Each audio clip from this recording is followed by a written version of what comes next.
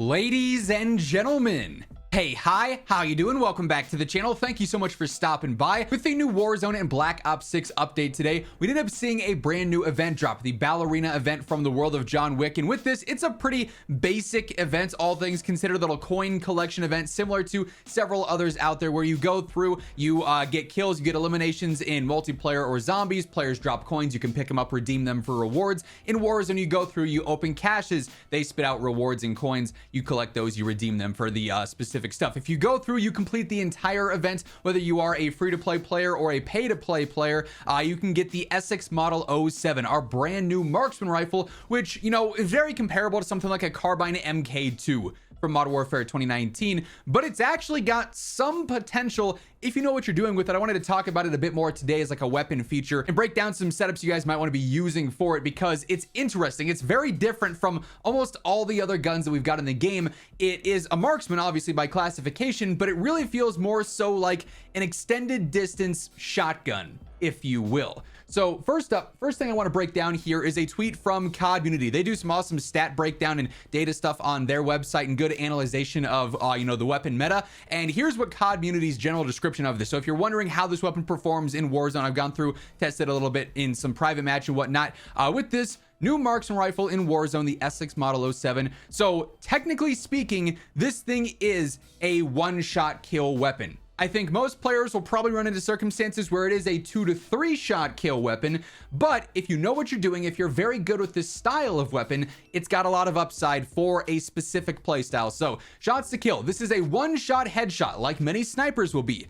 However, all the other snipers in the game are one-shot headshots. Like the minimum distance usually is the Kar 98K, which is like 67 meters with the right setup on there, versus other things like the Frostline, the LR762 pushing 100 meters, the AMR Mod 4, 150 meters, the HDR Infinite.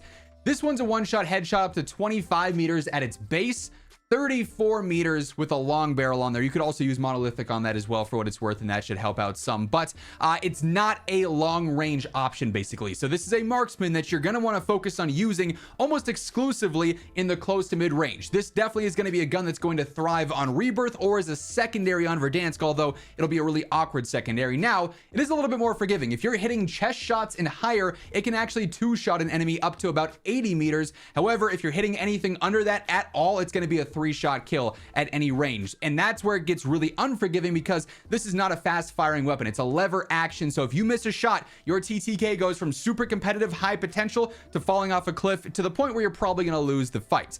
They say it probably won't break the meta, but it's still fun. It's a skill-based and super satisfying weapon, which I'd have to agree with. This is not some crazy broken gun unless you know exactly what you're doing with it. And they also have a little visual feed here for the shots to kill, so shout out COD Community. I'll leave a link to the site down in the description below. But base weapon here, headshot only, one-shot headshot up to 25 meters, chest only 2 shots, stomach shots only 3 shots, up to 80 meters. It would require 2 headshots, 2 chest shots, or 3 body shots. After 80 meters, 2 headshots, 3 chest shots, 3 stomach shots according to their data. So let's jump in game now and actually break down the ideal setup and what you want to be looking for with this gun. And by the way, as we do so, if you guys enjoy the video, you find it helpful, a like rating is always seriously appreciated. And if you're new to the channel, you want to guarantee that each and every single day you are in the know for all things going on in Call of Duty, no better place than right here. So feel free to hit that subscribe button and turn on those post notifications. Help get us one step closer to reaching 1 million subscribers. So we're here just in some private matches. I've done some testing on the dummies and whatnot, trying to figure out ideal setups for this. It's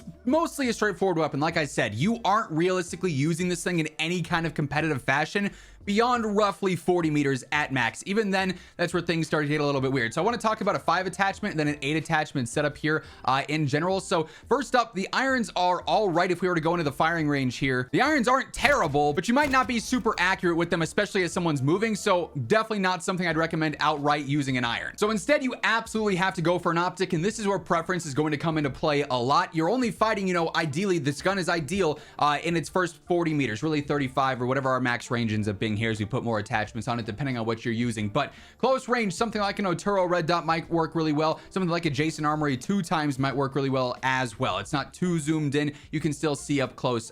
You know, that's something I think a lot of players might lean towards there. Now, because we do want the most ideal one-shot capabilities here, I am going for the monolithic suppressor just to extend out our range. The velocity could also probably use some help as well. We're only starting off at 624 so far, which is not fantastic, but this at least bumps up our damage range to just under 28 meters here. You'll also notice our ADS speed goes down to a 395, which is about what the Car 98K is, which has a much better one-shot range. So keep that in mind. We're going to try and work around that.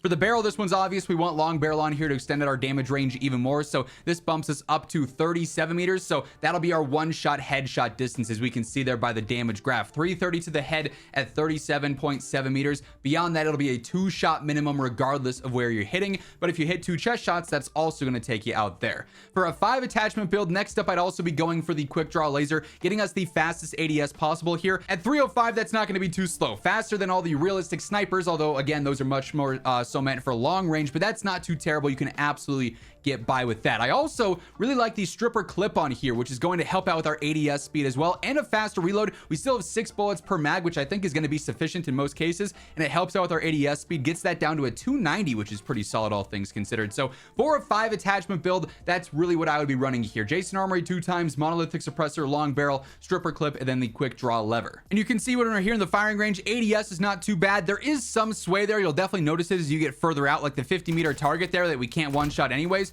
You'll definitely notice that for sure. But then 25-meter easy one-shot headshot, same deal with 10. And you can see the thing actually fires pretty quick. Like if you're getting back-to-back shots here, you can definitely make it work, but you got to be super accurate. This is a gun where if you miss one shot there, you don't hit that headshot in the close range, you miss a shot, that's where things get pretty catastrophic in terms of your ability to win the gunfight. So this is a gun that, like I said, really is going to function like a shotgun, like with slugs would. So if you're a fan of that style of play, you can easily, you know, stay on target as players are moving and hit them back to back like this, then yes, it's going to be a successful weapon for you, but it's also a much higher skill gap gun than what most players are probably going to be super comfortable with. Hey everyone, wanted to give a quick shout out to my friends over at G Fuel. Things are heating up, of course, for the summer, and G Fuel's got you covered if you're looking for energy or hydration. They've got so many different options for their energy tubs. They've got different flavors, the can options as well. And if you're just looking to stay focused and hydrated this summer, look no further than their hydration line with a bunch of fantastic flavors too. They got a little bit of something for everyone. And of course, if you're ever looking to pick up anything at all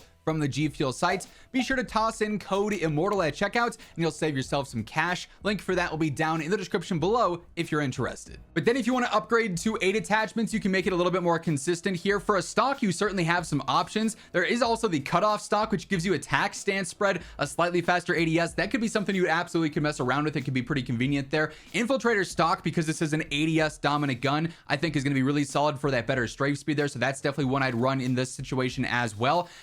Either rocking recoil springs or overpressured here would be huge. You would think maybe rapid fire could help, but it is going to hurt the damage range just behind the face cam here. It takes away the one-shot headshot, so you cannot run rapid fire on this. Overpressured bumps up our velocity to 748, so if you want something feeling a little bit more consistent there, you could rock that, or recoil springs just to make the weapon even easier as you are spamming it could be a viable choice as well. And then really comes down to preference. I know some players are probably going to like something like the lightweight handguard for the better idle sway, just so it's incredibly easy to use, and I think that's very practical. Other players though might prefer a laser if they really wanted something there, because of the ability to attack stance, the target laser for the idle sway delay benefits there.